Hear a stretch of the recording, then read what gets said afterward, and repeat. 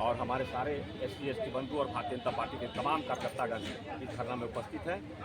लेकिन इससे पहले राहुल गांधी संविधान को लेकर के जिस तरह से प्रचार कर रहे थे कि भारतीय जनता पार्टी संविधान को समाप्त करना चाहती है, आरक्षण समाप्त करना चाहती है, वो जितने भी आरोप लगाते हैं जो उनके दिल में चल रहा है वही आरोप जो है जो उनके मन में है वो आरोप वो भारतीय जनता पार्टी पर लगाते हैं। संविधान आज तक आज़ादी के बाद एक ही बार खतरे में आया था इमरजेंसी के समय, वो इनकी दादी इंदिरा गांधी जी ने लगाया था इमरजेंसी इस देश में, वो संविधान के खिलाफ था। और फिर आरक्षण के खिलाफ ये बयानबाजी जो है राहुल गांधी जी ने किया, ये भी संविधान की मूल भावना के खिलाफ है। तो हर वो चीज़ जो भारतीय जनता पार्टी को हर आरोप लगाते हैं वो खुद उसी के उनके दिल में यही सब पल रहा है, लेकिन वो भावना वो भारतीय जनता पार्टी पर वो व्यक्त करते हैं। तो हम आरक्षण के पूर्ण समर्थक हैं और जो उन्होंने विदेश की धरती पर कहा है ये उनके दिल की बात है। इसको सीरियस लेने के लिए आदमी को सीरियस लेना चाहिए कि उनके मन में क्या चल रहा है। और मैं तो उनके तमाम गठबंधन के दलों को कहना चाहता हूँ जो उनको समर्थन करके उनको प्रधानमंत्री बनाने का सपना देखते हैं और सब आरक्षण के समर्थक लोग, लेकिन ये राहुल गांधी के बयान पर अभी तक उन्होंने अपना मुंह नहीं खोला।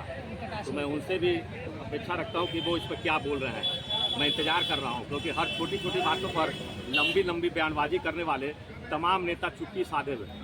तो महागठबंधन के सभी दलों को मैं कहना चाहता हूँ कि आरक्षण पर जो राहुल गांधी के विचार है उनको आप अपनी भावना को प्रकट करें मीडिया के माध्यम से। नवादा में जो 80 घरों को जला दिया गया है तो वहाँ पर तुम लोग पॉजिटिव लोग बोलते हैं, बीजेपी लोग नहीं गए।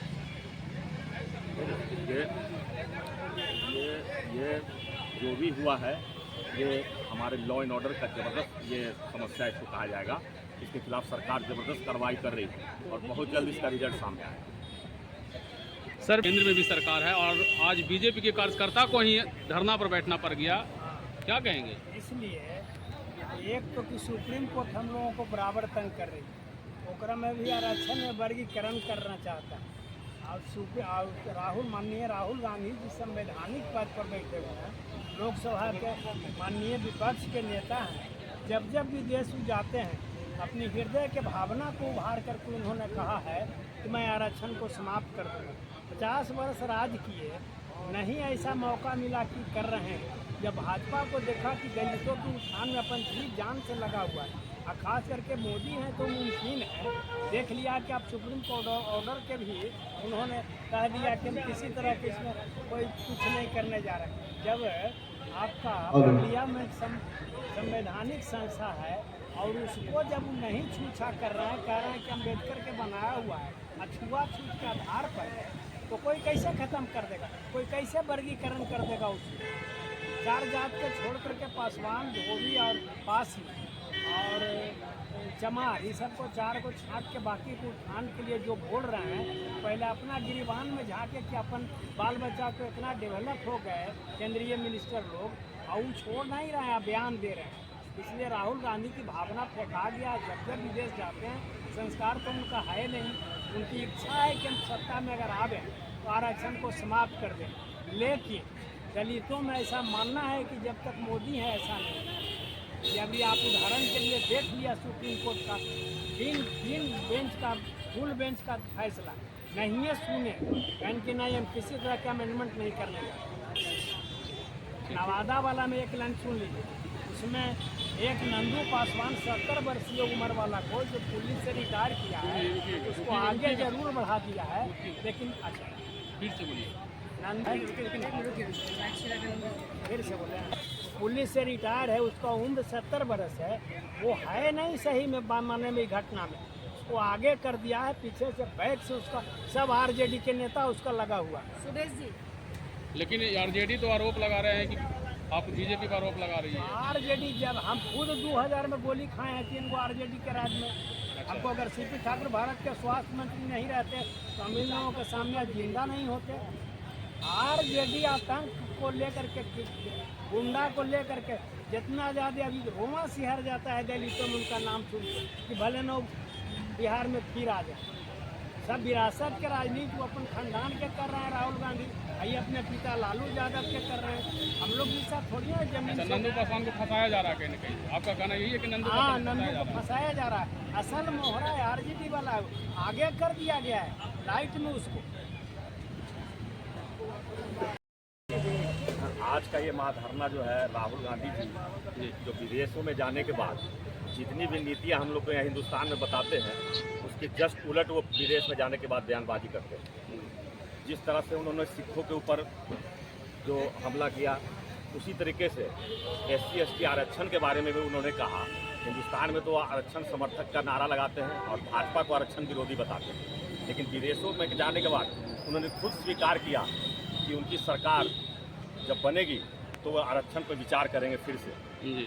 और आरक्षण को धीरे धीरे समाप्त करेंगे। ये उन्होंने विदेश की धरती पर कहा है और भारत में वो भारतीय जनता पार्टी पर आरोप लगाते हैं कि ये भाजपा आरक्षण विरोधी है, जबकि कहीं से भी हमारी सरकार 11 साल आज हमारी सरकार की होने जा रही है, कहीं से भी आरक्षण के बारे में एक चिंता भर भी आरक्षण को डिस्टर्ब करने की कोशिश हमारी तरफ से कभी भी नहीं हुई। हम आरक्षण के पूर्ण समर्थक हैं, लेकिन विदेशों में जो राहुल गांधी जी का बयान आया है वे एक तरह से उनके स्वीकार उन्होंने किया है कि उनके दिल में क्या है। और आरक्षण का वो हमेशा विरोध किया हो। 90 में जब OBC आरक्षण के मामले में भी जो आंदोलन हुआ वो कांग्रेस के ही खिलाफ था। वो आरक्षण विरोधी शुरू से रही है और यही चेहरा एक बार फिर विदेश की धरती पर उन्होंने उजागर किया अपने आप को। तो इस तरह ये उन्हीं के खिलाफ ये बिहार में भी आपकी सरकार है, इतनी बड़ी पार्टी है बीजेपी, और बीजेपी के कार्यकर्ता को ही आज धरना पर बैठना पड़ गया, तो आम जनता की क्या होगी?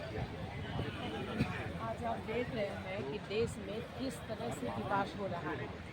भारत विश्व गुरु की ओर बढ़ता जा रहा है। हमारे आदरणीय प्रधानमंत्री जी पूरे वर्ल्ड में नंबर 1 पे गिने जाते हैं। तो ये कहीं न कहीं हमारे विरोधियों को, कांग्रेसियों को वो खटकता है। आए दिन आप देख रहे हैं जिस तरह से राहुल गांधी जी विदेश जाते हैं और भारत विरोधी बातों को फैलाकर और लोगों में भ्रम फैला रहे हैं, तो लगता है उनका मानसिक दिवालियापन हो चुका है।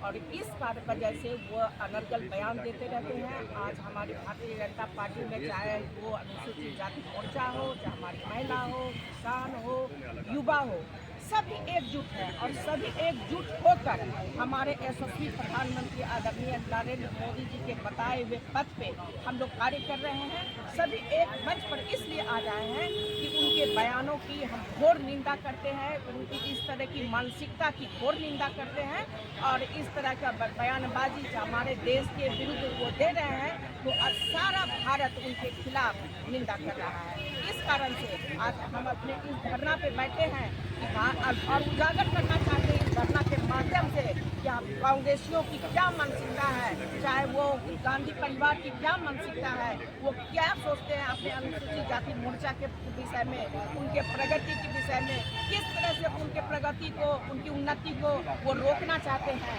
इसलिए आज इतने बड़े धरना और प्रदर्शन के लिए हम लोग बैठे हुए हैं ताकि देश की जनता और विदेश की जनता भी इस माध्यम से जाने कि राहुल गांधी क्या कर रहे हैं और हमारे यशस्वी प्रधानमंत्री मोदी जी ने क्या किया है हमारे अनुसूचित जाति भाइयों के लिए, हमारे भीम भाइयों के लिए।